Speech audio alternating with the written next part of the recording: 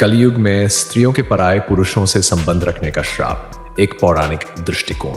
हिंदू धर्म ग्रंथों और पुराणों में श्राप और उनके परिणामों का उल्लेख कई प्रकार की कथाओं और प्रतीकों के माध्यम से किया गया है। कलयुग, जो 4 युगों में अंतिम और सबसे जटिल युग माना जाता है, इसमें मानव समाज में नैतिकता और सत्य का ह्रास होता है। स्त्रियों के संदर्भ में ये धारणा कि वे पराये पुरुषों से संबंध रखती है, एक पौराणिक कथा से जुड़ी हुई है जो इस प्रवृत्ति को एक श्राप का परिणाम बताती है। ये कथा समाज के नैतिक और आध्यात्मिक पतन को दर्शाने का प्रतीक है।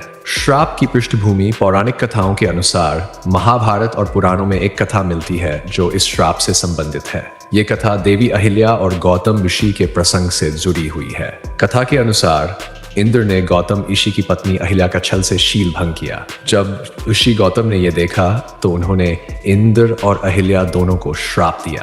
ऋषि गौतम का श्राप, गौतम ऋषि ने अहिल्या को श्राप दिया कि वह पत्थर में परिवर्तित हो जाए और केवल भगवान राम के चरणों के स्पर्श से ही उनका उद्धार हो सके।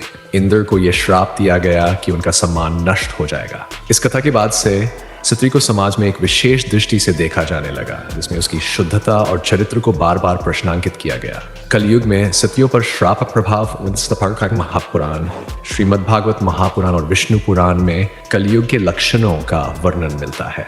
कलयुग में नैतिकता, ईमानदारी और पारस्परिक विश्वास का ह्रास होता है। सतियों के संदर्भ में यह कहा गया है कि वे अपने पति के प्रति पूर्ण रूप से वफादार नहीं रहेंगी और पराये पुरुषों के प्रति आकर्षित होंगी। दिस है सर पौराणिक दृष्टिकोण। पुराणों के अनुसार यह एक सांकेतिक कथा है जो ये दर्शाती है कि कलयुग में मानव के स्वभाव में निष्ठा की कमी होगी।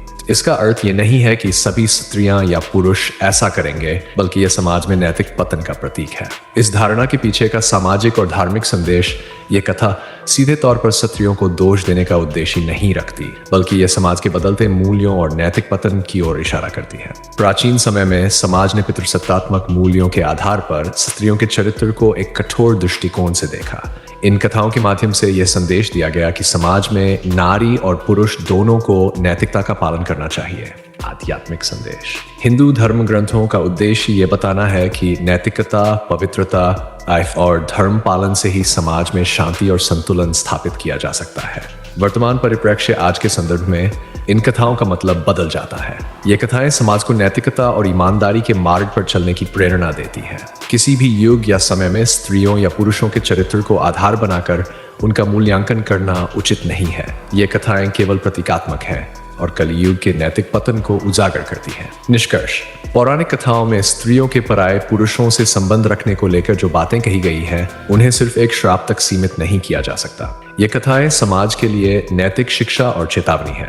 हर व्यक्ति, चाहे वह स्त्री हो या पुरुष, अपने कर्मों के लिए स्वयं जिम्मेदार है। श्राप और आशीर्वाद केवल प्रतीकात्मक है, जो मानव समाज को आत्मनिरीक्षण और सुधार की प्रेरणा देते हैं। इसलिए इन कथाओं को गहराई से समझने और उनके प्रतीकात्मक महत्व को पहचानने की आवश्यकता है, ताकि हम आधुनिक समाज में सही और गलत के बीच संतुलन बना सकें।